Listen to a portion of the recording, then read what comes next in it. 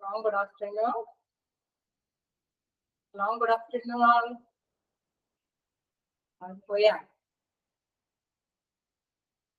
Hello. താങ്കൾ respond ചെയ്യുന്നില്ല. ഇപ്പോ നമുക്ക് കഴിഞ്ഞ ആഴ്ചയുടെ കണ്ടിന്യൂഷൻ ചെയ്യാം. എങ്ങനെയുണ്ടായിരുന്നു? ട്രാൻസ്ഫർ ഓഫ് പേഷ്യന്റിലെ കുറെ രോഗങ്ങളൊക്കെ പറഞ്ഞതോടുകൂടി നിങ്ങളാകെ രസമായി തോന്നണല്ലേ? പെട്ടെന്ന് ക്യാച്ച് ചെയ്യാനൊന്നും പറ്റിയില്ല എന്ന് തോന്നുന്നു. സ്പീഡാന്നൊക്കെ പറഞ്ഞു. അത് പുതിയ രോഗങ്ങളുടെ പേരുകളും അതുമായ മെഡിക്കൽ ടേംസ് ഒന്നും പെട്ടെന്ന് ആദ്യമൊക്കെ കേൾക്കാനായി പെട്ടെന്ന് തന്നെ ക്യാച്ച് ചെയ്യാനായിട്ട് സാധിക്കില്ല. എനിക്കും അറിയാം. പക്ഷേ നമുക്ക് എന്താ പറയാ, നമ്മളെ ഏൽപ്പിച്ചിരിക്കുന്ന ഓരോ ചാപ്റ്റേഴ്സിനും ഒരു നിശ്ചിത സമയം ഉണ്ട്. ഒരു 2 പേജെങ്കിലും മിനിമം എനിക്ക് നിങ്ങളെ ഒന്ന് പഠിപ്പിച്ചു തരേണ്ടതുണ്ട് ഈ ഒരു പറഞ്ഞു. അപ്പൊ ഞാനത് കൊണ്ടാണ് പരമാവധി വീണ്ടും പക്ഷെ റിപ്പീറ്റ് ചെയ്ത് പോകുന്നുണ്ട്. പക്ഷെ കൂടുതൽ ഡെപ്തിലേക്ക് നമ്മൾ പഠിപ്പിക്കുകയാണെങ്കിൽ, അതായത് കൂടുതൽ നമ്മളതുമായി ബന്ധപ്പെട്ട് കുറെ റിലേറ്റഡ് ആയിട്ട് പഠിപ്പിക്കുകയാണെങ്കിൽ നമുക്ക് കുറച്ച് സമയം കൂടുതൽ അപ്പൊ ഒരിക്കലും പോർഷൻസ് തീരില്ല. അത് മാത്രമല്ല, മിക്കവാറും ഈ എടുക്കുന്ന ഇതുകൾ തന്നെ കുറച്ച് കണ്ടിന്യൂഷൻ വരുന്നുണ്ട്. ആംബുലൻസിന്റെ ക്ലാസ്സിൽ ഞാൻ ഇന്ന് എടുക്കുന്ന ഭാഗങ്ങളൊക്കെ തന്നെ വരുന്നുണ്ട്. അപ്പോ അതുകൊണ്ട് കുറച്ച് അതായത് നമുക്ക് മനസ്സിലാക്കി പോകുന്ന രീതിയിൽ പോകാം. പക്ഷെ കൂടുതൽ ഡെപ്ത് ആയിട്ട് വിവരിച്ചു കഴിയുമ്പോൾ ഒരിക്കലും ഒരു പേജ് കൂടുതൽ കവർ ചെയ്യാൻ സാധിക്കില്ല. അതുകൊണ്ടാണ് നമ്മളത് ഇത്തിരി മിനിമൈസ് ചെയ്ത് പഠിപ്പിക്കുന്നത്. പിന്നെ എന്തെങ്കിലും മനസ്സിലാവാത്തുണ്ടെങ്കിൽ അപ്പൊ ക്ലിയർ ആയിട്ട് പോകാറുണ്ട്. എനിവേ ക്ലാസ് തുടങ്ങാം. എങ്ങനെ നിങ്ങളെടുത്ത് വായിച്ചു നോക്കിയായിരുന്നോ?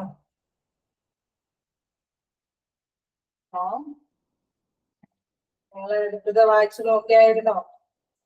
ട്രാൻസ്ഫോർമേഷനെ കുറിച്ച് കുറച്ചൊക്കെ നിങ്ങളടുത്ത് വായിച്ചു നോക്കിയായിരുന്നു. ആദ്യം ടീച്ചർ നോട്ട് പറഞ്ഞിട്ട് പോയെന്നോണല്ലേ? എല്ലാവരും എഴുതി തീർക്കാനുള്ള വെപ്രാളത്തിലാന്ന് തോന്നുന്നു. നോക്കാം എവിടേക്ക് എത്തുക. ട്രാൻസ്ഫോർമേഷന്റെ എടുക്കുക. നമ്മുടെ ചാപ്റ്റർ നമുക്ക് തുടങ്ങാം. പറയട്ടെ? ഹലോ,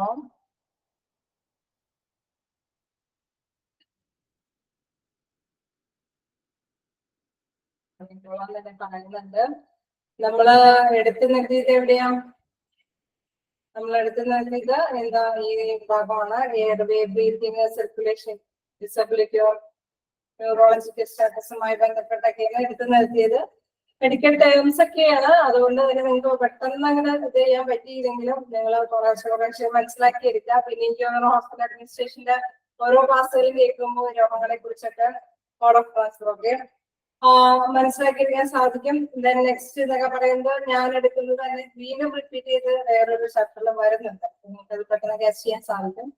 പിന്നെ 6 മന്ത് നോക്കാം. ഒരുപാട് അസുഖങ്ങളെ കുറിച്ച് നമുക്ക് ഒരുപാട് പിടിച്ചു പറയാനൊന്നും സമയം ഉണ്ടാവില്ല. എനിവേ നോക്കാം. മോഡ് ഓഫ് ട്രാൻസ്ഫർ എടുത്തു തുടങ്ങാം. ടു മോസ്റ്റ് കോമൺലി, ഇത്തിരി സ്ലോ ആയിട്ട് എടുത്തു നോക്കാം കേട്ടോ. Two most commonly employed methods of transfer of patients are ground transport by including ambulances and mobile intensive care units and air transport including helicopter or aeroplane ambulance. നമുക്കറിയാം, നമ്മൾ പഠിച്ചുകൊണ്ടിരുന്നത് എന്താ? ട്രാൻസ്ഫറിനെ കുറിച്ച്. ഒരു വ്യക്തി അല്ലെ, ആ പേഷ്യന്റ് എന്ന് പറഞ്ഞ വ്യക്തി അത് കൂടുതൽ അതായത് അവരുടെ അവസ്ഥയെ അനുസരിച്ച് നമുക്ക് ചിലപ്പോൾ മറ്റു ഹോസ്പിറ്റലിലേക്ക്, മറ്റു സൗകര്യമുള്ള ഹോസ്പിറ്റലിലേക്കൊക്കെ ഷിഫ്റ്റ് ചെയ്യേണ്ടതായിട്ട് വരും. അപ്പൊ ആ വ്യക്തിക്ക് കൂടുതൽ എളുപ്പത്തിൽ ഷിഫ്റ്റ് ചെയ്യാനായിട്ട് പല രീതികളുണ്ട്. അത് ഒന്നല്ലെങ്കിൽ നമുക്ക് ഗ്രൗണ്ട് ട്രാൻസ്പോർട്ട് സൗകര്യം ഉപയോഗിക്കാം, അതല്ലെങ്കിൽ എയർ ട്രാൻസ്പോർട്ട് സൗകര്യം ഉപയോഗിക്കാം. നമുക്ക് കേൾക്കുമ്പോൾ തന്നെ അറിയാം, ഗ്രൗണ്ട് ട്രാൻസ്പോർട്ട് എന്ന് പറയുമ്പോൾ മിക്കവാറും ഉള്ളത് ആംബുലൻസ് സൗകര്യങ്ങളാണ്. ആംബുലൻസിൽ തന്നെ ഡിഫറെന്റ് ആയിട്ടുള്ള ആംബുലൻസ് സൗകര്യങ്ങളുണ്ട്. ഒപ്പം നമുക്ക് മറ്റേ എയർ ട്രാൻസ്പോർട്ട് എന്ന് പറയുമ്പോൾ എന്താണ്? ഹെലികോപ്റ്ററും എയറോപ്ലെയിൻ പോലെയുള്ള സൗകര്യത്തോടു കൂടിയിട്ട് ഉള്ള ഒരു ട്രാൻസ്ഫറുമായി ബന്ധപ്പെട്ട കാര്യമാണ് പറയുന്നത്. മോഡ് ഓഫ് ട്രാൻസ്ഫർ എന്ന് പറയുന്നത് ലാൻഡ് ട്രാൻസ്പോർട്ടും എയർ ട്രാൻസ്പോർട്ടും ആണ്. മനസ്സിലാക്കി വെക്കുക. മൊബൈൽ ഇന്റൻസീവ് കെയർ യൂണിറ്റ് എന്ന് പറയുന്ന ഒരു ഭാഗം കൂടി ഉണ്ട്. എല്ലാ സ്പെല്ലിങ് ശ്രദ്ധിക്കുക. MICUS ആണ്. ഓക്കെ, അപ്പം ഇത് നിങ്ങൾക്ക് ഈ പാരഗ്രാഫ് മനസ്സിലായി കാണും. വായിക്കുമ്പോൾ തന്നെ മനസ്സിലാവുന്നതാണ്. നെക്സ്റ്റ് എന്ന് പറയുമ്പോൾ ഗ്രൗണ്ട് ട്രാൻസ്പോർട്ടിനെ കുറിച്ചുള്ള സ്പ്ലിറ്റ്, അതെങ്ങനെയാണ്, അത് ഏതൊക്കെ രീതിയിലാണ് ഗ്രൗണ്ട് ട്രാൻസ്പോർട്ട് യൂസ് ചെയ്യുന്നതുമായി ബന്ധപ്പെട്ട കാര്യങ്ങളാണ്. എന്താണ് different types of ambulance are used in this mode of transfer of patients. പേഷ്യൻസിന് വ്യത്യസ്ത തരത്തിലുള്ള ആംബുലൻസ് സൗകര്യങ്ങൾ നമുക്ക് ഉപയോഗിക്കാം. നമുക്ക് തന്നെ അറിയാം, നമ്മൾ ഒരു ഹോസ്പിറ്റലില് പേഷ്യന്റ് അല്ലെ ഒരുപാട് പ്രോബ്ലംസ് ഇല്ല, മറ്റേ എക്യുപ്മെന്റ്സിന്റെ സൗകര്യം ഇല്ലാതെ ചിലപ്പോൾ രോഗം നിർണ്ണയിക്കാനായിട്ട് ചിലപ്പോൾ പെട്ടെന്ന് തന്നെ ഇവിടുന്ന് കൊണ്ടുപോകണം എന്നൊക്കെ പറയാം. അപ്പൊ ആ വ്യക്തിയുടെ രോഗവുമായി ബന്ധപ്പെട്ട ഒരുപാട് എക്യുപ്മെന്റ്സിന്റെയും സംഭവങ്ങളുടെയും ആവശ്യകത വരുന്നില്ല എങ്കിൽ എന്താണ് വലിയ പ്രശ്നമില്ലാത്ത സൗകര്യങ്ങൾ അധികമൊന്നും ഇല്ലാത്ത അല്ലെങ്കിൽ സ്പെഷ്യലൈസ്ഡ് സ്റ്റാഫുകളോ അല്ലെങ്കിൽ ഡോക്ടേഴ്സിന്റെ സൗകര്യമൊന്നും ഇല്ലാതെ തന്നെ ഈ വ്യക്തിക്ക് മറ്റൊരു ഹോസ്പിറ്റലിലേക്ക് ഷിഫ്റ്റ് ചെയ്യാൻ സാധിക്കും. ഇൻ കേസ് നമുക്കറിയാം ഈ വ്യക്തിക്ക് ഭയങ്കര ഇപ്പൊ നമുക്കറിയാം ഒരു ആക്സിഡന്റ് ഒക്കെ പറ്റി പെട്ടെന്ന് ഒരു ഇതിലേക്ക് കൊണ്ടുവരുമ്പോ തന്നെ ആ ഡോക്ടർ റെഫർ ചെയ്യുമ്പോൾ കുറെ കാര്യങ്ങളൊക്കെ കണ്ടുപിടിച്ചപ്പോ ഫസ്റ്റ് എയ്ഡ് കൊടുക്കുന്നതിനൊപ്പം തന്നെ ചിലപ്പോ എന്തെങ്കിലും എക്യുപ്മെന്റ്സ് ഒക്കെ യൂസ് ചെയ്തിട്ടായിരിക്കും ചിലപ്പോൾ അങ്ങോട്ടേക്ക് കൊണ്ടുപോകേണ്ടതായിട്ട് വരിക. അപ്പൊ ആ ടൈമില് ചിലപ്പോ സ്പെഷ്യൽ സ്റ്റാഫും എന്തെങ്കിലും പെട്ടെന്ന് കണ്ടുപിടിക്കുന്ന എക്യുപ്മെന്റ്സും അത് മോണിറ്റർ ചെയ്ത് നിരീക്ഷിച്ചുകൊണ്ടിരുന്ന അതിനനുസരിച്ച് മെഡിസിൻസ് ഒക്കെ കൊടുത്തുകൊണ്ട് ഈ വ്യക്തിയെ മറ്റൊരു സ്ഥലത്തേക്ക് കൊണ്ടുപോകേണ്ടതായിട്ടൊക്കെ വരും. ചിലപ്പോ ഇതും അല്ലാതെ എന്താ പറയുക ഒരുപാട് സൗകര്യങ്ങളും അതനുസരിച്ചുള്ള ഡോക്ടേഴ്സും സ്പെഷ്യലൈസ്ഡ് നഴ്സുമാരും എല്ലാവരുടെയും സൗകര്യത്തോടു കൂടിയിട്ട് നമുക്കറിയാം നമ്മുടെ നാട്ടിലെ പ്രധാനപ്പെട്ട വ്യക്തികൾ അല്ലെ ഭയങ്കര മോസ്റ്റ്ലി എന്താ പറയാ ഫിനാൻസ് മുടക്കാനൊക്കെ സൗകര്യമുള്ള രീതിയിൽ വരുമ്പോൾ അത്തരത്തിലുള്ള സൗകര്യങ്ങളൊക്കെ യൂസ് ചെയ്തിട്ട് എന്താ നമ്മളെ ട്രാൻസ്പോർട്ടേഷൻ ഈ പേഷ്യന്റിനെ മറ്റൊരു ഹോസ്പിറ്റലിലേക്ക് ട്രാൻസ്ഫർ ചെയ്യും. അപ്പൊ അത് തന്നെയാണ് ഇവിടെ വിവരിച്ച് ഓരോന്നോരോന്നും പറയുന്നത്. Basic life support ambulance. These ambulance are conditioned with adequate staff and monitoring devices to shift patients without a life-threatening conditions, and these can only provide a basic life support service. അതായത് basic life support services എന്ന് പറയുമ്പോൾ അതിലുണ്ടായിരിക്കുന്ന patient നമ്മളിപ്പോ ആംബുലൻസിൽ കടന്നു പോകുമ്പോൾ നമ്മളാരും ചിന്തിക്കരുത് എന്താണ് എല്ലാം ഒരേ മീനിങ്ങിൽ തന്നെ വാച്ച് ചെയ്യരുത്. ഈ ആംബുലൻസിനെല്ലാം സെപ്പറേഷൻ ഉണ്ട്. ചിലതില് അഡിക്കേറ്റ് സ്റ്റാഫ് ഉണ്ടാവും, ചിലതിൽ അഡിക്കേറ്റ് എക്യുപ്മെന്റ്സ് ഉണ്ടാവും, ചിലതിൽ ഇതിലൊന്നും സൗകര്യങ്ങളില്ലാതെ പേഷ്യന്റിനെ മാത്രമാണ് ഷിഫ്റ്റ് ചെയ്യുന്നതൊക്കെ മനസ്സിലാക്കി വരിക. അപ്പൊ അത് ഫസ്റ്റ് വേണം എന്ന് പറയുന്നത് ബേസിക് ലൈഫ് സപ്പോർട്ട് ആംബുലൻസ് എന്ന് പറയുമ്പോൾ ആ വ്യക്തി ആ പേഷ്യന്റ് എന്ന് പറയുന്ന വ്യക്തിക്ക് ഒരുപാട് പ്രോബ്ലംസ് വലിയ എന്താ പറയുക ഒരുപാട് പ്രശ്നങ്ങളില്ല, വിത്തൗട്ട് ലൈഫ് ത്രെട്ടനിങ് കണ്ടീഷനാണ്, വലിയ പ്രശ്നമില്ലാതെ ഹോസ്പിറ്റലിലേക്ക് എത്തിച്ചാൽ മതി. അത്രയ്ക്ക് പെട്ടെന്ന് വഷളായി വരുന്ന ഒരു പേഷ്യന്റ് അല്ലാതെ ഡിസൈഡ് ചെയ്യുമ്പോൾ എന്താ സാധാരണ ഇത്തരത്തിലുള്ള സൗകര്യങ്ങളൊന്നുമില്ലാതെ എന്നാണ് പറയുന്നത്. ഈ ambulance are conditioned with adequate സ്റ്റാഫോ മോണിറ്ററിംഗ് സർവീസസോ ഡിവൈസസുകളോ ഒന്നുമില്ലാതിരിക്കും without life threatening condition, and this can only provide basic life support service. എങ്കിലും ഇങ്ങനത്തെ സൗകര്യങ്ങളൊന്നും പ്രദാനം ചെയ്യില്ല, എന്താ ലൈഫ് സപ്പോർട്ട് സർവീസ് മാത്രമേ അവര് പ്രദാനം ചെയ്യുള്ളൂ. നെക്സ്റ്റ് എന്ന് പറയുന്നത് advanced life support ambulance. Advanced life support ആംബുലൻസിൽ എന്താ കാണുന്നത്? These ambulances can provide modern life support services like endotracheal intubation. അതൊക്കെ പറയുന്നതെന്ന് വെച്ചാൽ ഓക്സിജന്റെയും നമ്മള് ശ്വസിക്കുമ്പോൾ ഓക്സിജനും പുറത്തേക്ക് കാർബൺ ഡയോക്സൈഡ് വിടുന്നുണ്ട് അല്ലെ. അപ്പൊ അതിന്റെ ആ ക്രമസംബന്ധമായ രീതിയിലാണ് ഓക്സിജനെ സ്വീകരിക്കുകയും പുറത്തേക്ക് തള്ളുകയും എന്നുള്ളത് മനസ്സിലാക്കിക്കൊണ്ട് അതിനനുസരിച്ചുള്ള ഒരു ട്യൂബ് അതിനനുസരിച്ച് വായുവിലൂടെ നിക്ഷേപിക്കുന്ന ട്യൂബാണ്. അത് കറക്റ്റ് ആയിട്ടുള്ള പൊസിഷനിൽ തന്നെ ആയിരിക്കണം എന്താ പറയുക സ്ഥാപിച്ചിരിക്കേണ്ടത്. അപ്പൊ അതെല്ലാം പ്രൊവൈഡ് ചെയ്യും. കാർഡിയാക് മോണിറ്ററിംഗ് എന്ന് പറയുന്നത് നമ്മുടെ ഹൃദയത്തിന്റെ എന്തെങ്കിലുമൊക്കെ മോണിറ്റർ ചെയ്ത് കാണിക്കണം അല്ലെ, അതിന്റെ ആ താളമൊക്കെ നമുക്ക് നോട്ട് ചെയ്യണം. അതനുസരിച്ചാണ് ഡിസിഷൻ എടുക്കുകയും മെഡിസിൻസ് ഒക്കെ ഫസ്റ്റ് എയ്ഡുകളൊക്കെ കൊടുത്തുകൊണ്ട് വേണം ചിലപ്പോൾ ഹോസ്പിറ്റലിൽ നിന്ന് മറ്റൊരു ഹോസ്പിറ്റലിലേക്ക് ഷിഫ്റ്റ് ചെയ്യാം. അങ്ങനെയുള്ള സൗകര്യങ്ങൾ ഉണ്ടാവും. അല്ലെങ്കിൽ defibrillation administration of intravenous fluid or വാസോപ്രസർ.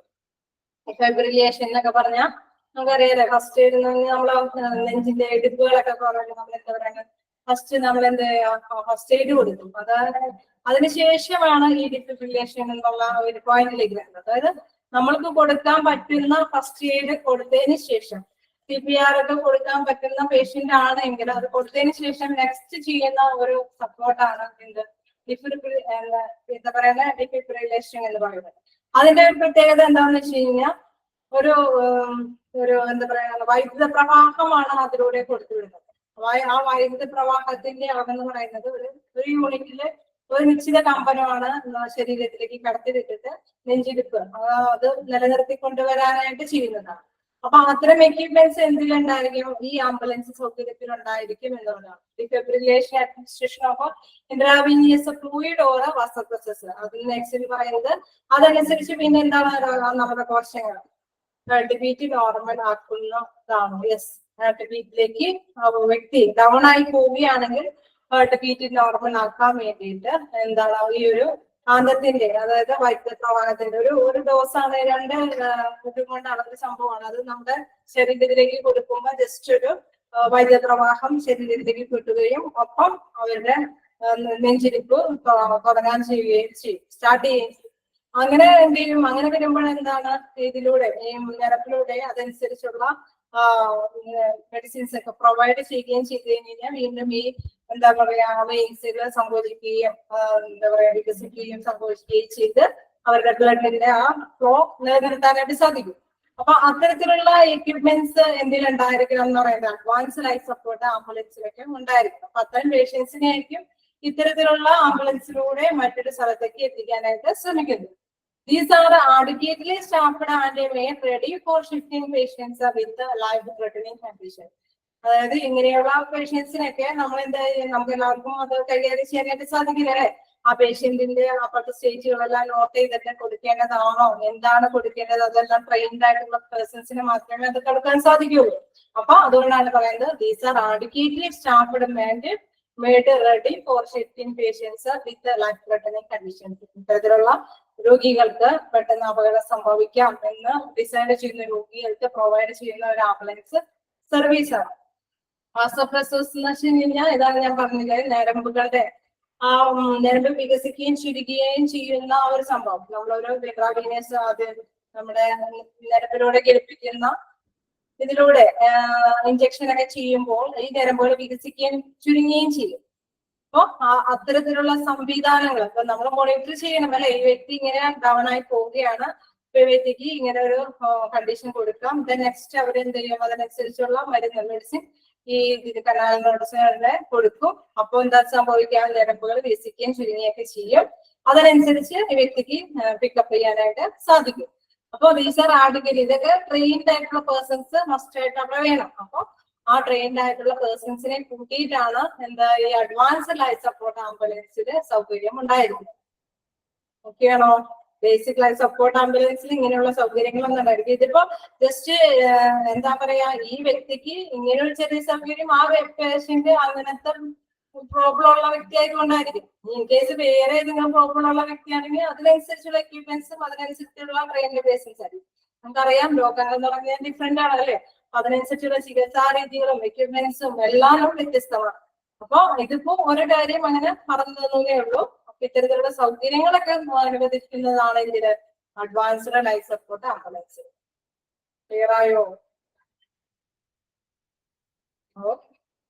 നെക്സ്റ്റില് നമ്മൾ പറയുമ്പോ MICU എന്താണ്? Mobile intensive care unit. Mobile intensive care യൂണിറ്റിൽ എന്താ പറയുന്നത്? These are specialised with all the equipments and staff to transfer patients who are critically ill and are usually used in combination with the specialist retrieval teams in a few developed countries.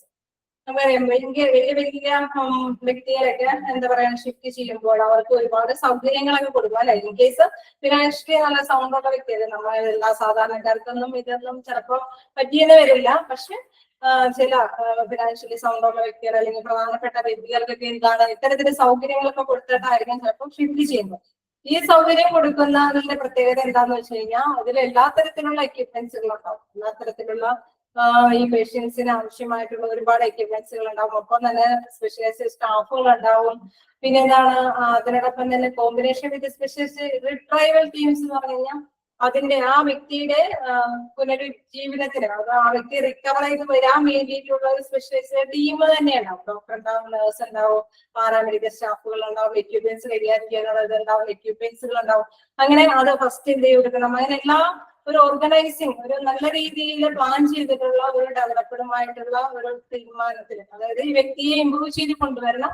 അവിടെ വരെ എത്തുമ്പോഴേക്കും എന്തെങ്കിലും situations ഒക്കെ down ആവുകയാണെങ്കിൽ അതുമായി ബന്ധപ്പെട്ട എല്ലാ equipments സ്റ്റാഫിനെയും എല്ലാം കൈകാര്യം ചെയ്തിട്ട് അറേഞ്ച് ചെയ്തിട്ടുള്ള ഒരു എന്താണ് വെഹിക്കിളാണ്. ഈ വെഹിക്കിളിനുള്ള എന്താണ് ഇത്തരത്തിലുള്ള എല്ലാ തരത്തിലുള്ള അറേഞ്ച്മെന്റ്സും ഉണ്ടായിരിക്കുക എന്നുള്ളതാണ്.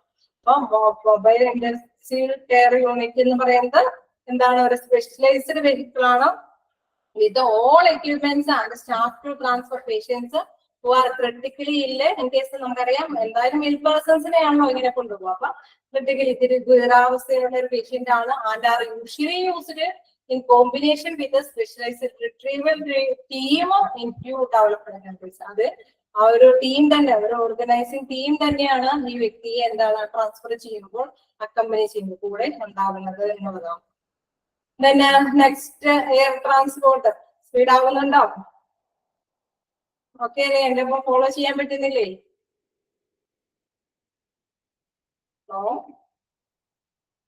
ഫോളോ ചെയ്യാൻ പറ്റുന്നുണ്ടോ?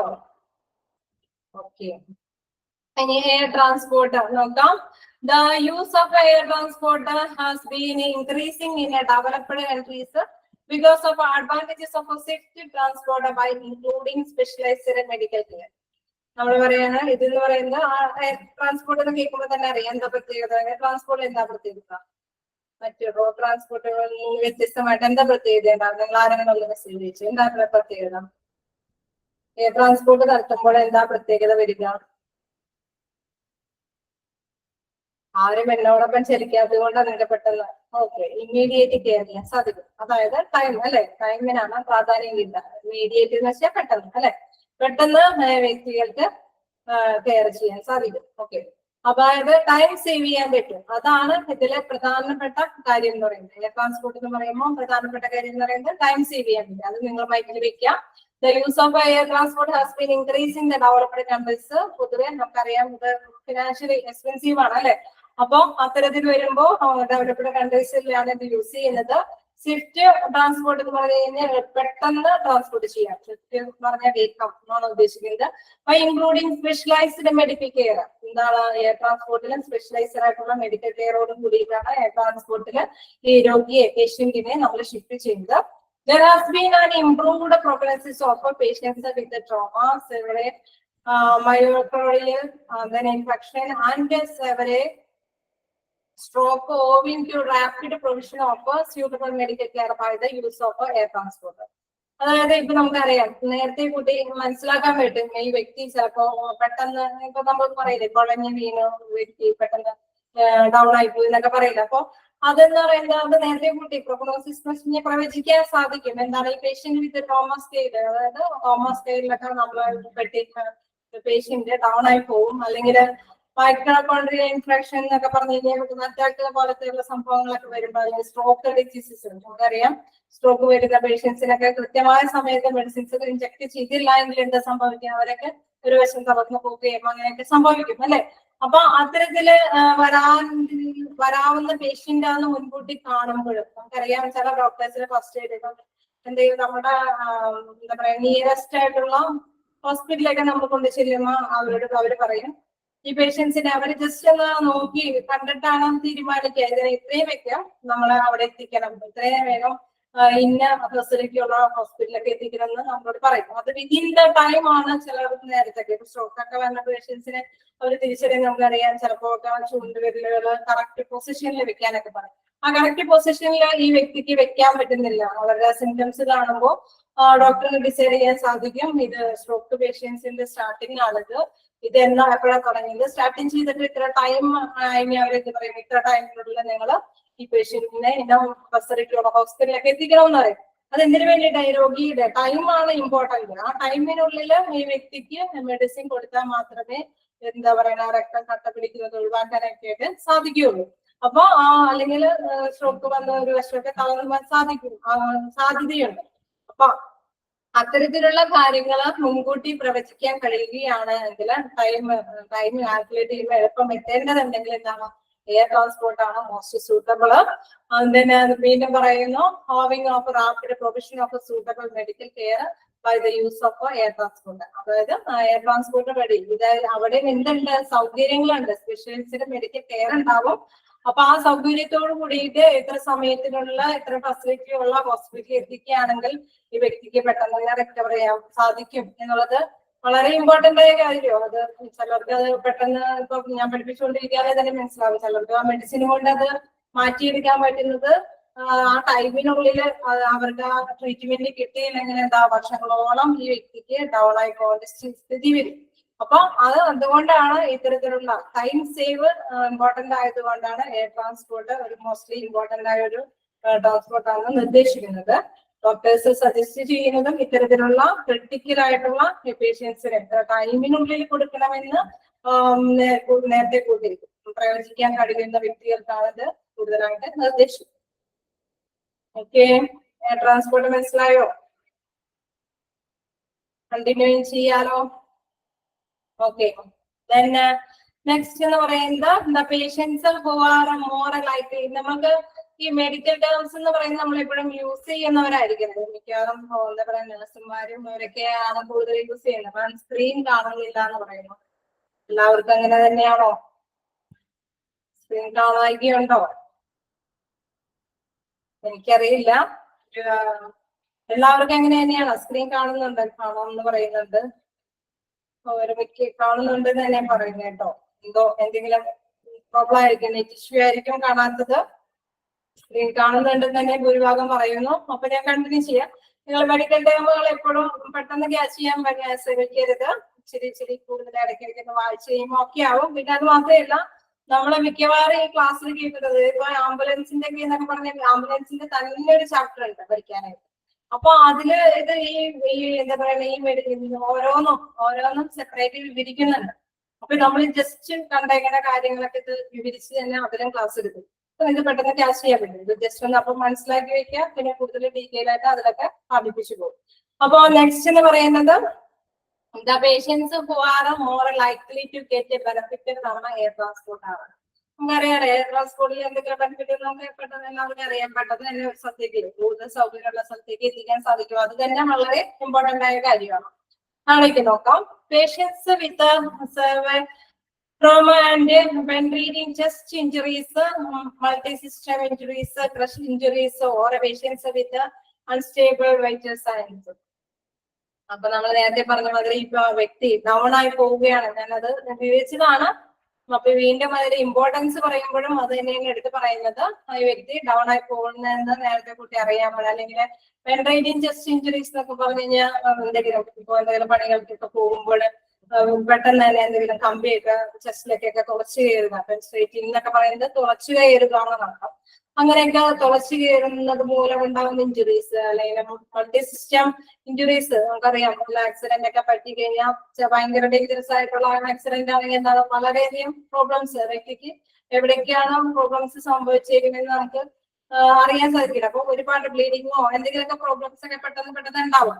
അപ്പൊ അങ്ങനെയുള്ള പേഷ്യൻസ് ക്രഷ് ഇഞ്ചുറീസ് എന്ന് വെച്ച് കഴിഞ്ഞാൽ ചതഞ്ഞു അല്ലെ, ആ വ്യക്തിയുടെ മാത്രമേ തന്നെ പെട്ടെന്ന് ഏതെങ്കിലും പ്ലേസുകളൊക്കെ ചതഞ്ഞു ഒടിഞ്ഞു എന്നൊക്കെ പറയുമ്പോൾ or patients with unstable vital signs. നമ്മൾ നേരത്തെ പറഞ്ഞ മാതിരി പെട്ടെന്ന് ഞാൻ നേരത്തെ സ്ട്രോക്കിന്റെ കാര്യം പറഞ്ഞു ഒരു സൈനുകൾ അവരെ വ്യക്തിയെ ഐഡന്റിഫൈ ചെയ്യുമ്പോൾ ചില സൈനുകളിൽ നിന്ന് മനസ്സിലാക്കാൻ സാധിക്കും ഡോക്ടേഴ്സിന് ഈ വ്യക്തിക്ക് പെട്ടെന്ന് തന്നെ മെഡിസിൻ കൊടുക്കേണ്ടത് അത്യാവശ്യമാണെന്നുള്ളത് വരുമ്പോൾ ഏറ്റവും ഇമ്പോർട്ടന്റ് ആയിട്ടുള്ള കാര്യമാണ്. അങ്ങനെ വരുമ്പോൾ എന്താണ് എയർ ട്രാൻസ്പോർട്ട് ആണ് മോസ്റ്റ് സൂട്ടബിൾ. ഈ patients with acute coronary syndrome in a crucial need of a revascularization procedure, cardiac trombone with the hemodynamic compromise, then a cardiogenic shock, in need of a intra-aortic balloons, pumps or other assisted devices. കുറെ ഇതുകളൊക്കെയാണ് നമ്മുടെ രോഗാവസ്ഥകളുടെ കാര്യങ്ങളാണ്. നമ്മൾ നേരത്തെ പറഞ്ഞു ഒരു രോഗിക്ക് കൊടുക്കുന്നതല്ല മറ്റൊരു രോഗിക്ക് വരുന്നത്. ഓരോ രോഗത്തിന്റെ കണ്ടീഷൻസ് അനുസരിച്ച് വ്യത്യസ്തമാണ്. അപ്പൊ ഈ രോഗികൾ കൊറോണറി സിൻഡ്രോം എന്ന് പറയുന്നത് എന്താണ്, രക്തയോട്ടം എന്തെങ്കിലും നമ്മളിപ്പോ രക്തയോട്ടത്തിന്റെ ആ ഒരു കുറവ് സംഭവിക്കുമ്പോൾ ഏതെങ്കിലും ഭാഗത്ത് നമ്മൾ എന്താ പറയുക ഡൗൺ ആയി പോകും അല്ലെ, ആ ഭാഗത്തേക്ക് രക്തയോട്ടം കറക്റ്റ് അല്ല എങ്കിൽ എന്ത് സംഭവിക്കും, തലവിലാണ് രക്തയോട്ടം ശരിയല്ലെങ്കിൽ എന്താ തലച്ചോറുമായി ബന്ധപ്പെട്ട പ്രോബ്ലംസ് ഉണ്ട്. ഹൃദയത്തിലാണെങ്കിൽ അപ്പൊ ആ കൊറോണറി സിൻഡ്രോം എന്ന് പറയുന്നത് ആ രക്തയോട്ടം ആ പേശികളുടെ ആ ഒരു ഭാഗം എന്താണ് അത് ശുഷ്കമായിട്ട് വരും. അതുമായി ബന്ധപ്പെട്ട കാര്യങ്ങളൊക്കെ ഡൗൺ ആയിട്ട് വരും. പിന്നെ കാർഡിയോക്ക് ടെമ്പറേച്ചർ എന്ന് പറയുന്നത് നമ്മള് ശരിക്കും ഹൃദയം ഇരിക്കുന്നത് എന്താണ് ഒരു പെരിക്കാർഡിയം അല്ലെ, അവിടെ എന്താണ് പെരിക്കാർഡിയം സഞ്ചിക്കുള്ളില് അതിന്റെ ആ എൻസൈംസ് ഉണ്ട്. അപ്പൊ അത് നിറഞ്ഞു കഴിയുമ്പോൾ എന്താണ് ഇവയ്ക്ക് സങ്കോചിക്കാനും ചുരുങ്ങാനും വികസിക്കാനുമുള്ള ഒരു ഒരു പ്രത്യേക രീതിയിൽ വരുന്നുണ്ട്. അവർക്ക് അത് ചെയ്യാനായിട്ട് സാധിക്കുക. റിവാസ്കുലൈസേഷൻ എന്നൊക്കെ പറയുന്നത് അത് തന്നെയാണ്. അങ്ങനെ വരുമ്പോൾ എന്താണ് ക്രൂഷ്യൽ നീഡ് ഫോർ റിവാസ്കുലൈസേഷൻ എന്ന് പറയുന്നത് ഈ നേരത്തെ പറഞ്ഞ മാതിരി കൊറോണറി സിൻഡ്രം സംഭവിക്കുമ്പോൾ രക്തക്കുഴലിന്റെ എന്താ കുറെ ഭാഗം ഹൃദയപേശിയുടെ ഒരു ഭാഗം കുറഞ്ഞു വരുമ്പോൾ പ്രവർത്തനരഹിതമായി വരുമ്പോൾ എന്താ സംഭവിക്കുന്നത്, അതിന്റെ ഭാഗത്തേക്ക് രക്തങ്ങൾ പമ്പ് ചെയ്യാനായിട്ട് സാധിക്കില്ല, മറ്റിടത്തിലേക്ക് പോകാനായിട്ട്. അപ്പൊ ആ ഞരമ്പുകൾക്ക് എന്താണ് ആ പ്രൊസീജിയേഴ്സ് കൃത്യമായിട്ട് ഫോളോ ചെയ്യാനായിട്ട് സാധിക്കില്ല. അങ്ങനെ ഒരു പേഷ്യൻസിനെയാണ് അവിടെ ഉദ്ദേശിക്കുന്നത്. അതാണ് patients with acute coronary syndrome in a crucial need of revascularization procedure. അവർക്ക് എന്താ പറയുക, നമുക്കറിയാലോ ഒരു ശുദ്ധരക്തം ഉള്ളിലേക്ക് വരും, പുറത്തേക്ക് എന്തൊക്കെ അശുദ്ധരക്തം ആ സിരകളും വെയിൻസും ആർട്ടറീസ് ഒക്കെ ആ പ്രവർത്തനമാണ് അവിടെ കാഴ്ചവെക്കുന്നത്. അപ്പൊ അത് ചെയ്യാൻ സാധിക്കാതെ വരുന്ന പേഷ്യൻസ് ഒക്കെ എന്താണ് പെട്ടെന്ന് തന്നെ ട്രാൻസ്ഫർ ചെയ്ത് ഫെസിലിറ്റിയുള്ള ഹോസ്പിറ്റലിൽ എത്തിക്കേണ്ടതായിട്ട് വരും. പിന്നെ കാർഡിയോകൈമോണ്ടറി എന്ന് പറയുന്നത് എന്താണ്, ഈ ഹൃദയമാതൃകരണം പിത്ത് ചുറ്റുമുള്ള സഞ്ചിയിലെ പെരിക്കാർഡിയൽ ദ്രവകം എന്നുള്ള ഒരു സംഭവമാണ് അതിലടിഞ്ഞു കൂടുന്നത്. അപ്പൊ അത് കൂടുമ്പോൾ അതെന്താണ് ഈ ഹൃദയത്തിന്റെ ആ ഒരു തുടിപ്പ് അല്ലെ ഇടിപ്പുകളെല്ലാം കൃത്യമായിട്ട് വരാതെ വരുമ്പോൾ കംപ്രഷൻ സംഭവിക്കുമ്പോഴാണ് എന്താണ് അത് ചുരുങ്ങാനും വികസിക്കാനും പറ്റാതെ വരുന്ന ഒരു സ്ഥിതി വരും. അങ്ങനെ വരുന്ന എന്താ പറയാ കാർഡിയോളജിക്ക് ഷോക്ക്, അവർക്ക് അറ്റാക്ക് ഒക്കെ വരാനായിട്ടുള്ള സാധ്യതയുണ്ട്. ഈ need of intra balloons pumps എന്നൊക്കെ പറയുന്നത് എന്താണെന്ന് വെച്ച് കഴിഞ്ഞാൽ അതായത് എന്തെങ്കിലും സിസ്റ്റം വരെ ഉപയോഗിച്ച് ഒരു അസിസ്റ്റ് ഡിവൈസിന്റെ ബേസിൽ ഈ ബലൂൺസ് ഹീലിയം ഒക്കെ കൊടുത്ത് അങ്ങനെ ആ ബലൂൺസിന്റെ പുഷപ്പ് കൊണ്ടാണ് എന്താണ് നമ്മുടെ ഹൃദയത്തെ അവർ ഉത്തേജിപ്പിച്ച് സാധാരണ ലെവലിലേക്ക് ആക്കി. ഇതൊരു എന്താ പറയാ നമ്മൾ മനസ്സിലാക്കേണ്ട കാര്യങ്ങള് ഈ വ്യക്തിക്ക് വരുന്ന അസുഖത്തിനനുസരിച്ചുള്ള ടൂൾസുകള് എന്താ പറയുക ഫെസിലിറ്റി ഉള്ള സ്ഥലങ്ങളിലേക്ക് ഉണ്ടെങ്കിൽ ആ ഫെസിലിറ്റി ഉള്ള സ്ഥലത്തേക്ക് ഈ വ്യക്തിയെ എത്തിക്കുക എന്നുള്ളതാണ് ഇവിടെ ഉദ്ദേശിക്കുന്നത്. അപ്പൊ ഈ പ്രോബ്ലംസ് ഒക്കെ ഉള്ളത്, അതായത് അറ്റാക്ക് വരുന്ന പേഷ്യൻസ് അല്ലെങ്കിൽ പെട്ടെന്ന് കൊറോണറി സിൻഡ്രംസ് അല്ലെങ്കിൽ അതൊക്കെ വരുന്ന വ്യക്തികളെ എന്താ പറയുക ഡോക്ടേഴ്സ് പെട്ടെന്ന് തന്നെ നല്ല ഫെസിലിറ്റി ഉള്ള ഹോസ്പിറ്റലിലേക്ക് എത്തിക്കാനായിട്ട് നിർദ്ദേശിക്കും. അതായത് അവിടെയാണ് ഇത്തരത്തിലുള്ള സൗകര്യങ്ങൾ ഉണ്ടാവുക. Intra-aortic balloon pumps or other assist ഡിവൈസുകളൊക്കെ ഉപയോഗിച്ചിട്ടാണ് ഈ വ്യക്തികളെ കൈകാര്യം ചെയ്യുന്നത്. അപ്പൊ അതിനൊക്കെ വേണ്ടിയിട്ട് എന്താണ് ഇത്തരത്തിലുള്ള ട്രാൻസ്ഫർ ആണ് നിർദ്ദേശിക്കുക. അതായത് എയർ ട്രാൻസ്പോർട്ടാണ് നിർദ്ദേശിക്കുക എന്നുള്ളത് മനസ്സിലാക്കുക. Then patients due to receive organ transplant, നമുക്കറിയാം നമ്മൾ എന്തെങ്കിലുമൊക്കെ മരണമല്ലേ പെട്ടെന്ന് മസ്തിഷ്ക അതൊക്കെ മരണം സംഭവിക്കുമ്പോൾ എന്താ സംഭവിക്കുക, ആ വ്യക്തികളുടെ ഓർഗൻസ് ഒക്കെ മറ്റു വ്യക്തികൾക്ക് അതിന് സൂട്ടബിൾ ആയ വ്യക്തികൾക്കൊക്കെ ട്രാൻസ്പ്ലാന്റ് ചെയ്യും അല്ലെ. അപ്പൊ ആ വ്യക്തികൾക്കൊക്കെ പെട്ടെന്ന് തന്നെ സമയമാണ് അവിടേക്ക് വിലപ്പെട്ട കാര്യം. അപ്പൊ ആ ടൈമിനുള്ളില് മറ്റൊരു പേഷ്യന്റ് റിസീവ് ചെയ്യുന്ന വ്യക്തിയെ റിസീവ് ചെയ്യുന്ന വ്യക്തിയുടെ അടുത്തേക്ക് എത്തിപ്പെടേണ്ടത് ആവശ്യമാണ്. അപ്പൊ അത്തരത്തിലുള്ള സമയങ്ങളിലെല്ലാം എന്താണ് എയർ ട്രാൻസ്പോർട്ട് ആണ് മോസ്റ്റ് ഇമ്പോർട്ടന്റ് എന്ന് പറഞ്ഞു.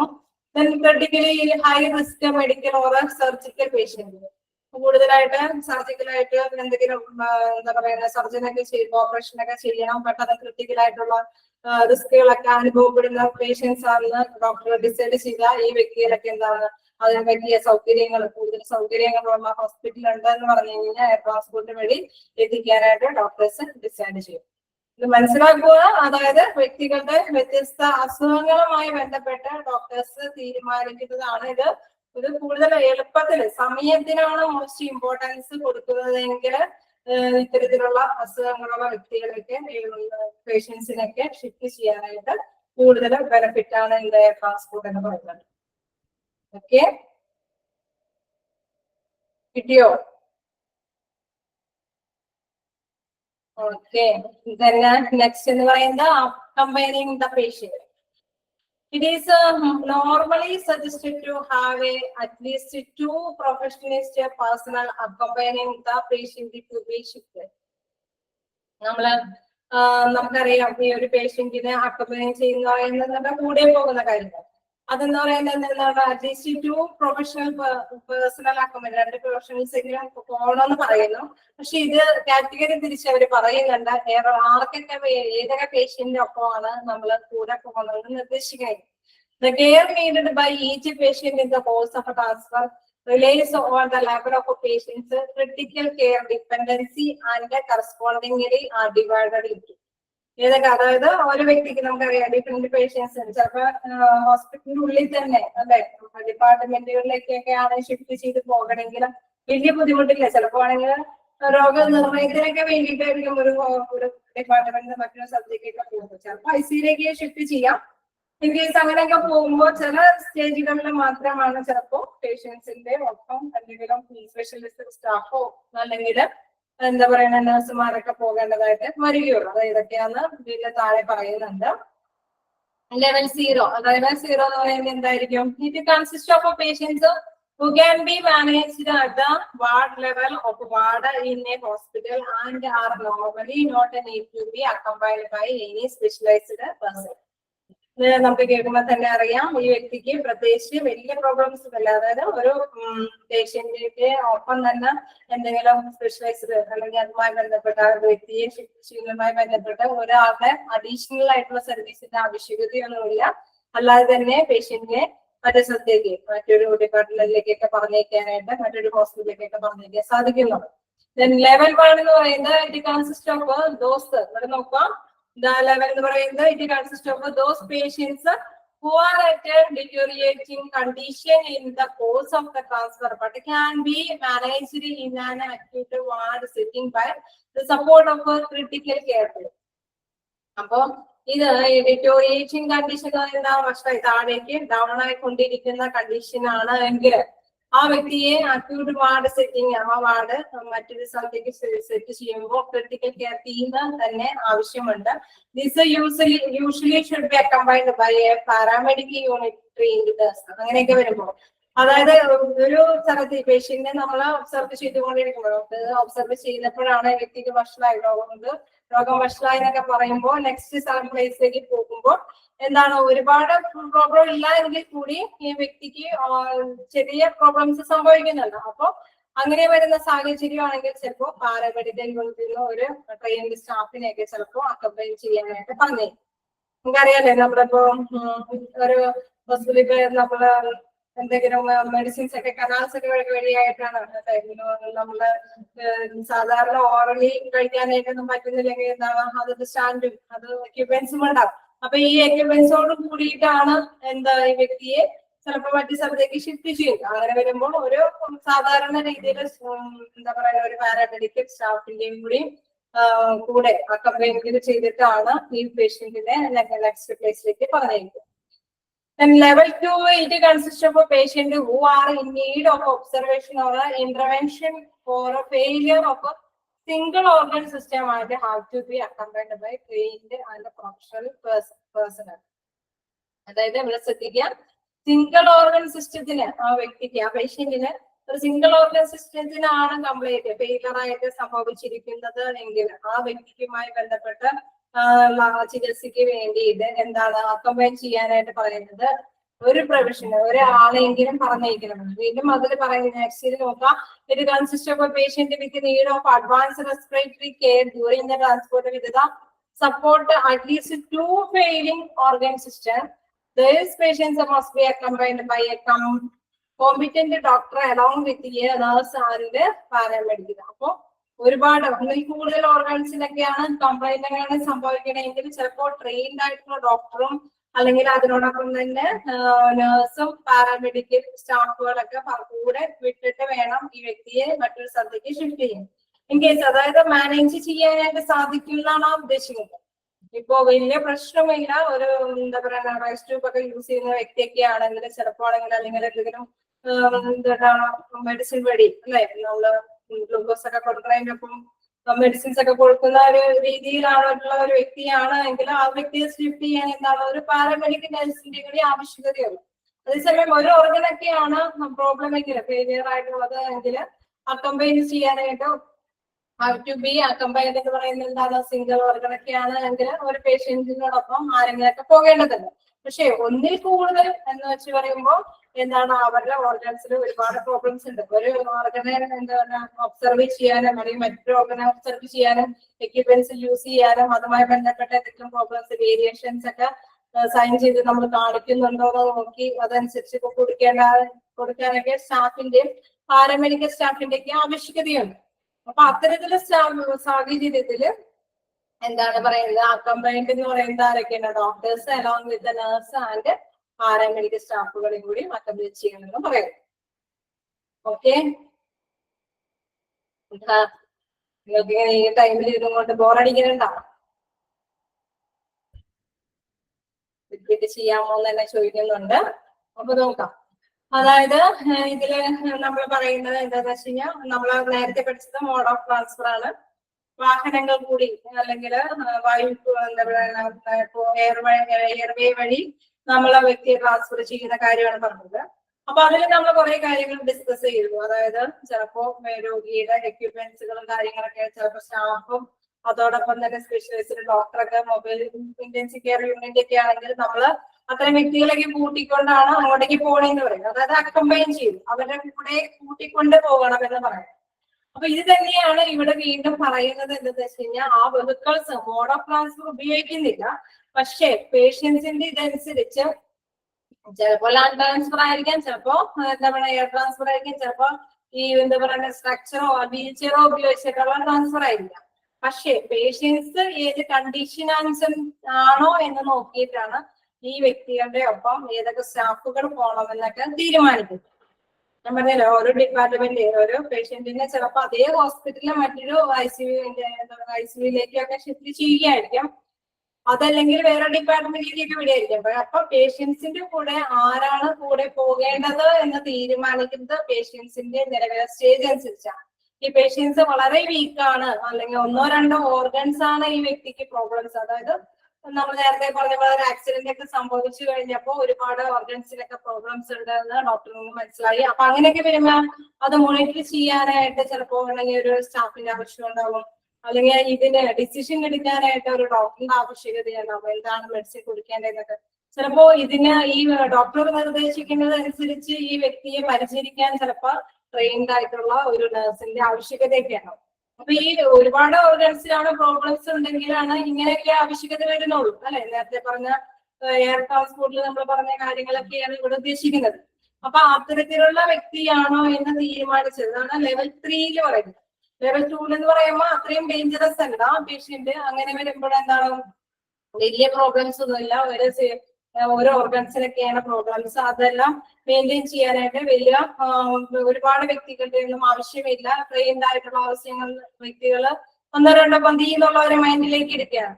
ദെൻ ലെവല് 1 എന്ന് പറയുമ്പോൾ എന്താണ്, പക്ഷെ ഈ പേഷ്യന്റിനെ ഷിഫ്റ്റ് ചെയ്യുമ്പോൾ എന്താണ്, എന്തെങ്കിലും ചെറിയ എക്യുപ്മെന്റ്സ് ഉണ്ടാവും. ചിലപ്പോൾ ഞാൻ നേരത്തെ പറഞ്ഞ മാതിരി ഒരു സ്റ്റാൻഡ് അല്ലെ, അതിലൂടെ ആയിരിക്കും നമ്മള് ഗ്ലൂക്കോസും മെഡിസിൻസ് ഒക്കെ കൊടുക്കുന്നത്. അത് നമ്മുടെ ഞരമ്പിലൂടെയൊക്കെയാണ് കൊടുക്കുന്നത്. അപ്പൊ അതൊന്നും വിട്ടുപോകാതെയും അതൊക്കെ കൃത്യമായി തന്നെ പ്ലേസ് ചെയ്ത് വെക്കണം. അല്ലെങ്കിൽ നേരത്തെ നമ്മൾ പറഞ്ഞ മാതിരി ഞരമ്പിൽ നിന്ന് റിഫ്ലക്ട് ചെയ്ത് വരുന്നത് ബ്ലഡുകളൊക്കെ പുറത്തേക്ക് ചടക്കും, പുറത്തേക്ക് തള്ളുന്നത് എന്തായിരിക്കും, ബ്ലഡൊക്കെ ആയിരിക്കും. അപ്പൊ കറക്റ്റ് പൊസിഷനിലായിരിക്കണം അത് കൊടുത്തുകൊണ്ടിരിക്കുന്നത്. അങ്ങനെയൊക്കെ വരുമ്പോൾ എന്താ ചെയ്യുന്ന വെച്ച് കഴിഞ്ഞാൽ പാരാമെഡിക്കൽ സ്റ്റാഫ് ആണെങ്കിലും മതി ഈ പേഷ്യന്റിനെ ഷിഫ്റ്റ് ചെയ്യാൻ വേണ്ടിയിട്ട്. ഇൻ കേസ് ഇതൊന്നും വേണ്ട, എന്താണ് ഈ പേഷ്യന്റിനെ ഷിഫ്റ്റ് ചെയ്യുമ്പോൾ ഈ പേഷ്യന്റിന് വലിയ സപ്പോർട്ടിങ്ങിന്റെ എക്യുപ്മെന്റ്സിന്റെയോ മറ്റുള്ള സ്റ്റാഫിന്റെയോ ആവശ്യകത ഇല്ലാതെയും ഈ വ്യക്തിയെ മറ്റു പ്ലേസിലേക്ക് ട്രാൻസ്ഫർ ചെയ്യാനായിട്ട് സാധിക്കും. അതായത് നമ്മളിപ്പോ നേരത്തെ പറഞ്ഞ ആംബുലൻസിലെ യാതൊരു വിധത്തിലുള്ള സൗകര്യം ഇല്ലാതെ ഒരു സർവീസ് മാത്രമാണ് ഇവിടെ ചെയ്യുന്നത്. അങ്ങനെ വരുമ്പോൾ സ്റ്റാഫിന്റെയോ എക്യുപ്മെന്റ്സിന്റെയോ ആവശ്യകതയില്ല. അപ്പൊ അത് തന്നെയാണ് എന്നുള്ള 0 ലെവലിൽ വരുന്നത്. അക്കമ്പനി ചെയ്യാനായിട്ട് കൂടെ കൊണ്ടുപോകാനായിട്ട് സ്പെഷ്യലൈസ്ഡ് പേഴ്സൺസിന്റെ ഒന്നും ആവശ്യകത ഇല്ല എന്നുള്ളത്. ഓക്കെയോ? ക്ലിയർ ആയോ? ഓക്കെ, അപ്പൊ നമുക്ക് ലാസ്റ്റ് ഇതിന്റെ പാരഗ്രാഫ് നോക്കാം. The accompanying person should be aptly trained, competent and experienced, and preferably should have done training in a patient transfer and should have enough training in advanced cardiac life support, airway management and critical care. അതായത് നമ്മൾ നേരത്തെ പറഞ്ഞ മാതിരി ഈ വ്യക്തികളൊക്കെ accompany ചെയ്യുന്ന വ്യക്തി എന്ന് പറയുന്നത് എന്താണ്, ആ വ്യക്തിയെ പരിചരിക്കാനും ആ വ്യക്തിയുടെ എന്താണ് ഡിസ്പ്ലേ ചെയ്യുന്നത്, അതായത് എക്യുപ്മെന്റ്സിൽ എന്താ കാണിക്കുന്നതിനനുസരിച്ച് അവർക്ക് ആക്ഷൻ എടുത്ത് മെഡിസിൻസ് കൊടുക്കാനും അല്ലെങ്കിൽ എന്തെങ്കിലും എക്യുപ്മെന്റ്സ് യൂസ് ചെയ്യേണ്ടതുണ്ടെങ്കിൽ അതൊക്കെ ചെയ്യാനൊക്കെ ട്രെയിൻഡ് ആയിട്ടുള്ള പേഴ്സൺസ് ആയിരിക്കും എന്നാണ് ഇവിടെ പറയുന്നത്. Competent and experienced and preferably should have done a training in a patient transfer and should have enough training in advanced cardiac life support. എന്തെങ്കിലും ലൈഫ് സപ്പോർട്ട് ഒക്കെ കൊടുക്കണമെങ്കിൽ എന്താണ് അവർക്ക് കൃത്യമായ ട്രെയിനിങ് ഒക്കെ കൊടുത്തിട്ടുണ്ടായിരിക്കണം. എയർവേ മാനേജ്മെന്റ്, അതായത് ചിലപ്പോൾ നമുക്കറിയാം ഈ പെട്ടെന്ന് തന്നെ എയർവേ ട്രാൻസ്പോർട്ട് ഒക്കെ ആണെങ്കിൽ ആ ചലനത്തോട് കൂടിയിട്ട് ചിലപ്പോൾ ഇവരുടെ പ്രഷറൊക്കെ ഹൈ ആവും, ചിലപ്പോൾ ഇതൊക്കെ ആവാം. അതങ്ങനെ ആവുമെന്ന് നിരീക്ഷിച്ചിട്ട് അതനുസരിച്ചുള്ള മെഡിസിൻസും ഇതൊക്കെ കൊടുക്കേണ്ടതായിട്ട് വരും. അപ്പൊ അതുമായി ബന്ധപ്പെട്ട കാര്യങ്ങളെല്ലാം കൃത്യമായിട്ട് അറിഞ്ഞിരിക്കണം. അങ്ങനെയുള്ള എക്സ്പീരിയൻസ്ഡ് ട്രെയിൻഡ് പേഴ്സൺസ് ആയിരിക്കണം ഇവരെ അക്കമ്പനി ചെയ്യാനായിട്ട്. അതിന്റെ ക്രിട്ടിക്കൽ കെയർ എന്തെങ്കിലും ക്രിട്ടിക്കൽ സ്റ്റേജുകളൊക്കെ വരികയാണെങ്കിൽ അതിനൊക്കെ കൈകാര്യം ചെയ്യാനായിട്ടുള്ള കഴിവുണ്ടായിരുന്നു. If the physician is not available to shift unstable patients, then the provision of contacting the physician concerned by the transporter team should certainly be ready for service. അതായത് ഇപ്പൊ നമ്മൾ നേരത്തെ പറഞ്ഞ ചിലപ്പോൾ ഡോക്ടേഴ്സിന്റെ ഒക്കെ സാന്നിധ്യം വേണമെന്ന് പറയും. ഇൻകേസ് ഈ ഫിസിഷ്യൻ നോട്ട് അവൈലബിൾ ആണ്, അല്ലെങ്കിൽ ഡോക്ടേഴ്സ് ഇല്ല എങ്കിൽ ഷിഫ്റ്റ് ചെയ്യുന്ന സമയത്ത് വരാനായിട്ട് സാധിച്ചില്ല, പോകാനായിട്ട് സാധിച്ചില്ല എങ്കിൽ എന്താണ് നെക്സ്റ്റ് പ്രൊവിഷൻ എന്ന് പറയുന്നത് എന്താണ്, അവരെ കോണ്ടാക്ട് ചെയ്യണം. നമ്മള് ഈ വ്യക്തിയെ മറ്റൊരു സ്ഥലത്തേക്ക് ഷിഫ്റ്റ് ചെയ്യുന്ന ആ മറ്റേ ടൈമിൽ എന്താണ് ഈ ഡോക്ടറെ നമുക്ക് കോണ്ടാക്ട് ചെയ്യാനുള്ള സൗകര്യം ഉണ്ടായിരിക്കണം. ഒപ്പം physician concerned by the transport team ആ ടീമിനോട് പറയുകയാണ് should certainly be ready for service, ഇന്ന കാര്യങ്ങൾ ചെയ്യുക, ഇതാണ് ഫസ്റ്റ് നിങ്ങൾ ചെയ്തു കൊടുക്കേണ്ടത്, ഈ രോഗിയുടെ അവസ്ഥ ഇങ്ങനെയാണെന്ന് നമ്മൾ എന്താ കോണ്ടാക്ട് ചെയ്യുന്ന അനുസരിച്ച് ഈ നേഴ്സ് അവരല്ലെങ്കിൽ അതിന്റെ ആ ടീമില് വ്യക്തി നമ്മൾ കോണ്ടാക്ട് ചെയ്യുന്നതനുസരിച്ച് റിപ്ലൈ ചെയ്യാനായിട്ട് റെഡി ആയിരിക്കണം. ആ സർവീസ് എന്താണോ പറയുന്നതനുസരിച്ച് ചെയ്യാനായിട്ട് റെഡി ആയിരിക്കുന്ന സ്റ്റാഫ് ട്രെയിൻഡ് പേഴ്സൺസ് ആയിരിക്കണം ഈ വ്യക്തിയോടൊപ്പം ഈ പേഷ്യന്റിനോടൊപ്പം ട്രാൻസ്ഫർ ചെയ്യുമ്പോൾ അക്കമ്പനി ചെയ്യാനായിട്ട്. ക്ലിയർ ആയോ? ഓക്കെ ആണോ? നമുക്ക് അടുത്തൊരു ഭാഗത്തിലേക്ക് പോകാൻ പറ്റുമോ?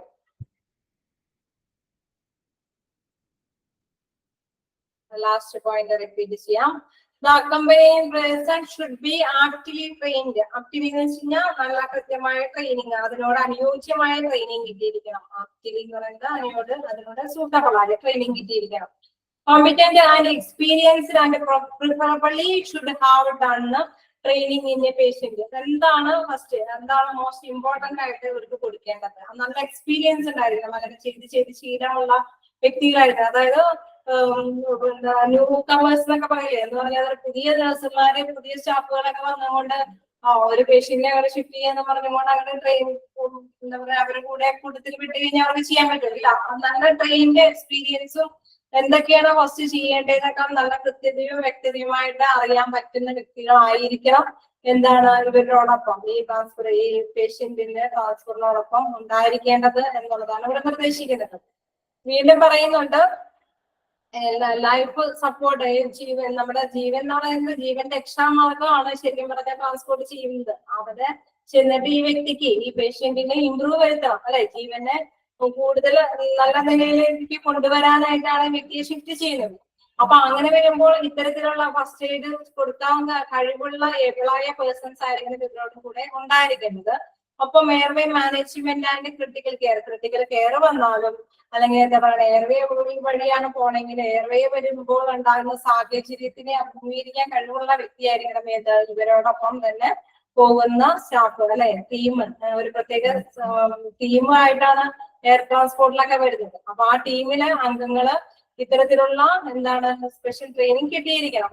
If the physician is not, ഇപ്പൊ ഇൻ കേസ് ഇതിനോടൊപ്പം ഇവരുടെ ഈ ടീമിനോടൊപ്പം ഡോക്ടേഴ്സ് ഒന്നും അവൈലബിൾ അല്ല, ചിലപ്പോൾ ചില ഡോക്ടേഴ്സ് എപ്പോഴും നല്ല വ്യക്തികളെ ഒരുപാട് പേഷ്യൻസിനൊക്കെ പരിചരിക്കുന്നവർ ചിലപ്പോൾ ഇവരോടൊപ്പം തന്നെ പോകാനായിട്ട് പറ്റിയെന്ന് വരില്ല. അപ്പൊ ഈ വ്യക്തികളുടെയും കൂടി ഇൻസ്ട്രക്ഷൻസ് ചിലപ്പോൾ ജൂനിയർ ഡോക്ടേഴ്സ് ആയിരിക്കും ഇവരോടൊപ്പം പോകുന്നത്. നല്ല എന്താ പറയുക ട്രെയിൻഡ് ആയിട്ടുള്ള പേഴ്സൺസ് ഒക്കെ തന്നെയായിരിക്കും. പക്ഷെ എല്ലാ ഡോക്ടേഴ്സിനും ചിലപ്പോൾ സ്റ്റാഫുകൾ നഴ്സുമാരൊക്കെ ആയിരിക്കും, പക്ഷെ ഡോക്ടേഴ്സ് ചിലപ്പോൾ കറക്റ്റ് ഡോക്ടേഴ്സിന് പോകാൻ പറ്റിയെന്ന് വരില്ല, ചിലപ്പോൾ ജൂനിയേഴ്സ് ആയിരിക്കും പോകുന്നത്.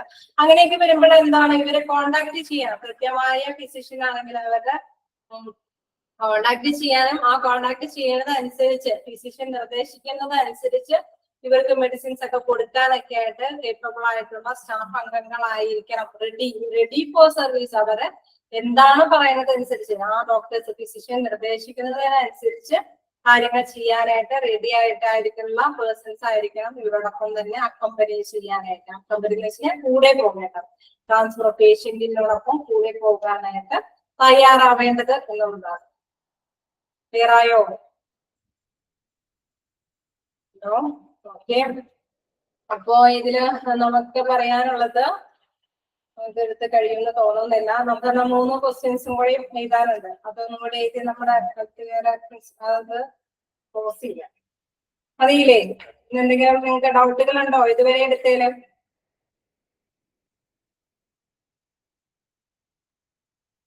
എന്തെങ്കിലും നിങ്ങൾക്ക് ഡൗട്ടുകൾ ഉണ്ടോ?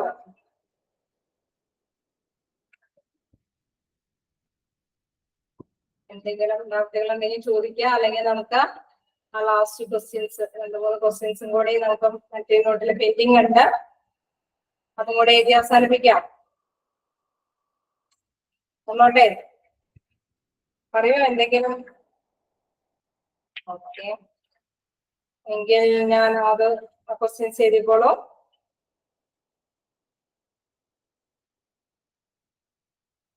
Highest level of integration in health service is the. അത് നിങ്ങൾക്ക് എടുത്തായിരുന്നോ, എഴുതിയായിരുന്നോ?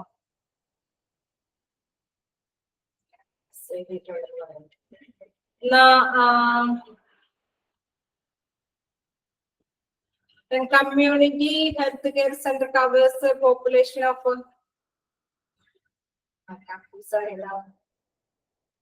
നിങ്ങൾ എഴുതിക്കോ.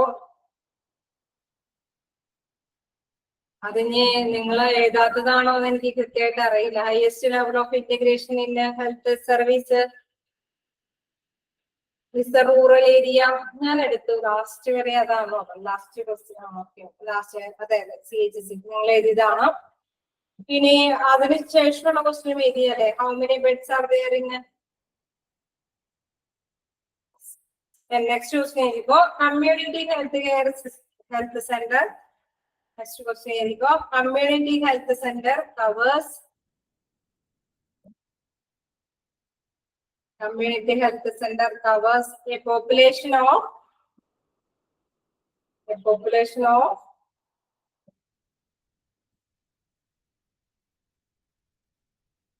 Community health care center covers a population of. എന്തായിരിക്കും? 1,20,000. 1,20,000. നിങ്ങൾ ആ ഭാഗം വിട്ടുകളയണ്ട കേട്ടോ. ആ 3 പാരഗ്രാഫ് ഒന്ന് നോക്കി വെച്ചേരെ. പിന്നെ കിട്ടിയോ? ക്വസ്റ്റ്യൻ കിട്ടിയോ? Community health centre covers A population of 1,20,000. Then next question. Which one is the appoint to provide? Which one is the appoint to provide health service in village?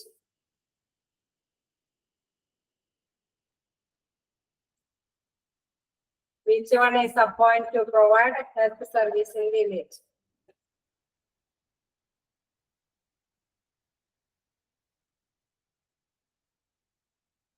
Health worker. Answer: health worker. Which one is appoint to provide a health service in village?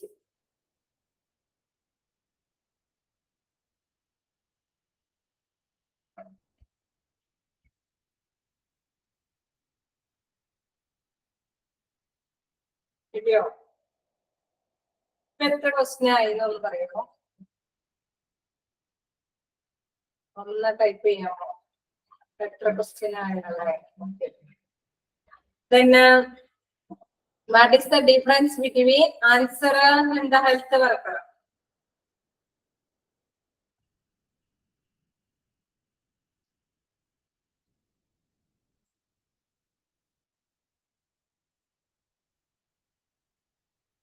Then what is the difference between?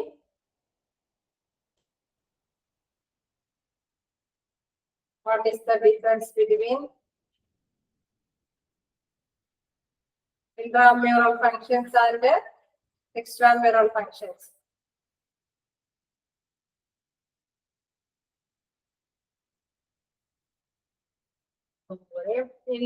What is the difference between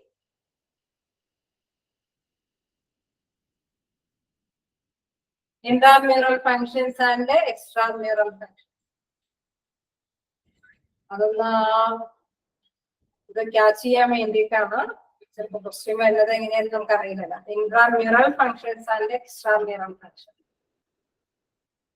what is the difference between? നിങ്ങൾ note ചെയ്ത് വെക്കാം. Service within the wall ആണെങ്കിൽ intramural function.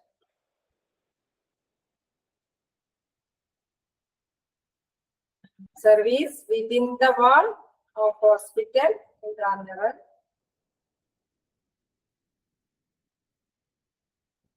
The service outside the wall of the hospital, extramural.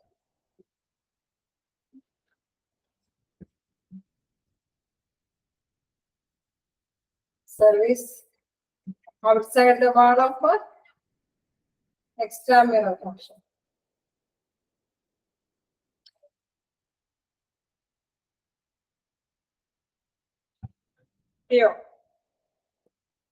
What is the difference between intramural functions and extramural function? Okay, service within the wall hospital intramural and service outside the wall of extramural function.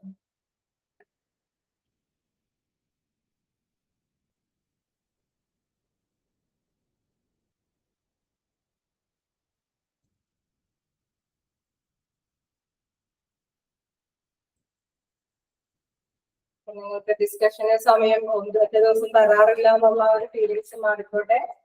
നിങ്ങൾക്ക് 10 minute 5 minute കൂടി ഉണ്ട്. അടുത്ത question പഠിപ്പിക്കാത്തത് കൊണ്ടാണ് കിട്ടിയത്. അടുത്ത question പഠിപ്പിച്ചു കഴിഞ്ഞാൽ കിട്ടൂലായിരുന്നു. ശരി, ഞാൻ അതും കൂടി തീർക്കണമെന്ന് വിചാരിച്ചതാണ്. അപ്പൊ ആ ക്വസ്റ്റ്യൻ ആ ലെസണിലെ ട്രാൻസ്പോർട്ടേഷൻസിന്റെ ലെസണിലെ ക്വസ്റ്റ്യൻ ആൻസർ കൂടി തരാമെന്ന് വിചാരിച്ചു. എന്തായാലും ഇപ്പോ എന്താ പറയാ, നെക്സ്റ്റ് ടൈമിൽ നമുക്ക് എക്യുപ്മെന്റ്സ് ഡ്രഗ്സ് മോണിറ്ററിങ്ങും ഇതിന് തീർത്തിട്ട് ക്വസ്റ്റ്യൻസ് ഉണ്ടാവും. അടുത്ത നെക്സ്റ്റ് കഴിക്കും. എങ്ങനെയാ നിങ്ങൾക്ക് അപ്പൊ എന്തെങ്കിലും എന്തുണ്ടെങ്കിലും ചോദിക്കാം. 4 മിനിറ്റ് ഉണ്ട്. എന്തെങ്കിലുമൊക്കെ ഡൗട്ട് ക്ലിയർ ചെയ്യാം.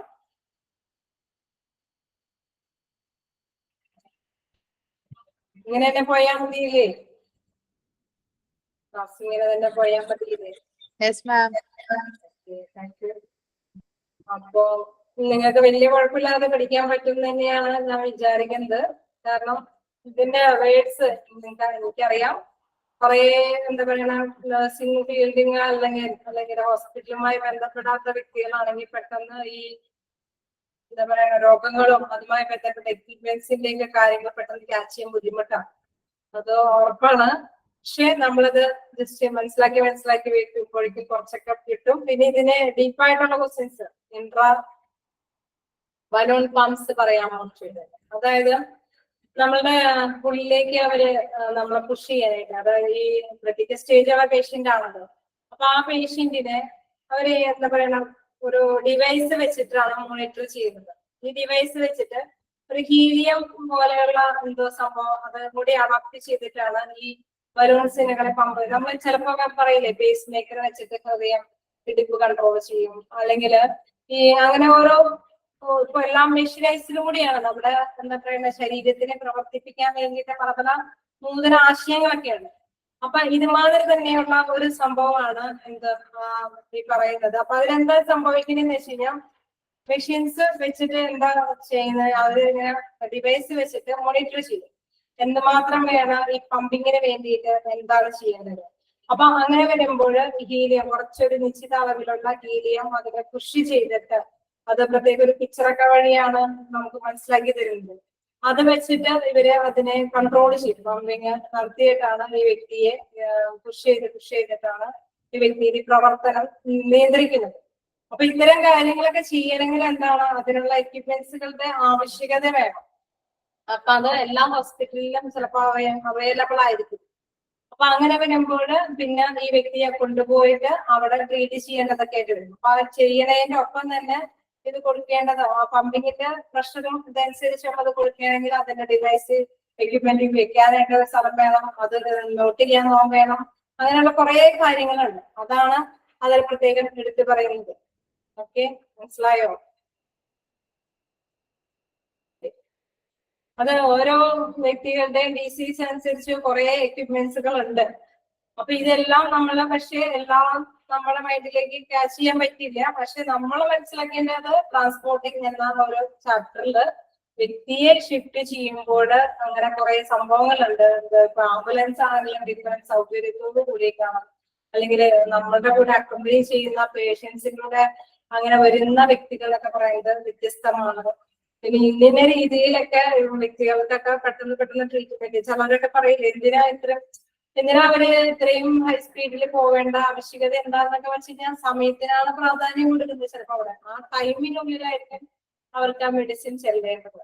ചിലർക്ക് ടൈമിന്റെ കാര്യത്തിലായിരിക്കില്ല, പക്ഷെ നല്ല സ്പെഷ്യലിസ്റ്റിന്റെ ആവശ്യകതയാണോ കണ്ടുപിടിച്ച് ചിലപ്പോൾ കുറച്ച് സമയം എടുത്ത് വ്യക്തിയെ നിരീക്ഷിച്ച് പഠിച്ച് ഏത് മെഡിസിൻ ആണ് ഈ പേഷ്യന്റിന് ഇമ്പ്രൂവ് വരുത്താൻ സാധിക്കുന്നതെന്ന് ആദ്യം മനസ്സിലാക്കിയിട്ട് ആ മെഡിസിൻ കൊടുക്കേണ്ട ആവശ്യകതയ്ക്കുണ്ട്.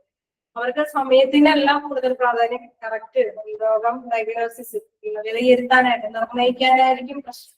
അപ്പൊ വ്യക്തികളുടെ ഇതനുസരിച്ചാണ് പ്രശ്നമാണ് പ്രത്യേകത. നമ്മുടെ ട്രാൻസ്പോർട്ടിംഗ് സൗകര്യത്തില് പ്രധാനത്തില് ഈ പറഞ്ഞ ടൈമിന് പ്രാധാന്യമുണ്ട്. അപ്പൊ വ്യക്തിയെ ചികിത്സിക്കുന്ന ഡോക്ടറിന് ഡിസൈഡ് ചെയ്യാനായിട്ടുള്ള കഴിവുണ്ടായിരിക്കും വ്യക്തിയെ എവിടേക്ക് എത്തിക്കണം. അതുകൊണ്ടാണ് അതുമായി ബന്ധപ്പെട്ട കുറെ രോഗങ്ങളെ കുറിച്ചൊക്കെ ഇതിൽ വീണ്ടും എക്യുപ്മെന്റ്സ്, ഡ്രഗ്സ് ആൻഡ് മോണിറ്ററിംഗ് എന്നൊക്കെ പറയുമ്പോൾ വീണ്ടും കുറെ വരുന്നുണ്ടല്ലോ. വേദനാസംഹാരികൾ കൊടുത്ത് അല്ലെങ്കിൽ പെട്ടെന്ന് ഭയങ്കരമായിട്ട് വയലന്റ് ആവുന്ന പേഴ്സൺസ് ഒക്കെ ആണെങ്കിൽ അന്ന സമയത്തിൽ എത്തിക്കണം. അപ്പൊ അവർക്കനുസരിച്ച് കറക്റ്റ് ആയിട്ടുള്ള മെഡിസിൻസ് കൊടുക്കണം. അങ്ങനെ കുറെ കാര്യങ്ങൾ ഇതിലും വീണ്ടും വരുന്നുണ്ട്. അപ്പൊ ഓരോ വ്യക്തികളുടെയും ആ ഒരു കണ്ടീഷനും അവരുടെ ട്രീറ്റ്മെന്റും ബേസ് ചെയ്തിട്ടാണ് ഇതിന്റെ എക്യുപ്മെന്റ്സും അവരുടെ ട്രെയിൻഡ് സ്റ്റാഫിന്റെ ഒക്കെ കാര്യങ്ങളൊക്കെ തീരുമാനിക്കാവുന്നത് മനസ്സിലാക്കുക. ഓക്കെ, എന്നാ നമ്മുടെ ക്ലാസ് കഴിഞ്ഞു. നെക്സ്റ്റ് നമുക്ക് കാണാം. Okay, bye. Thank U.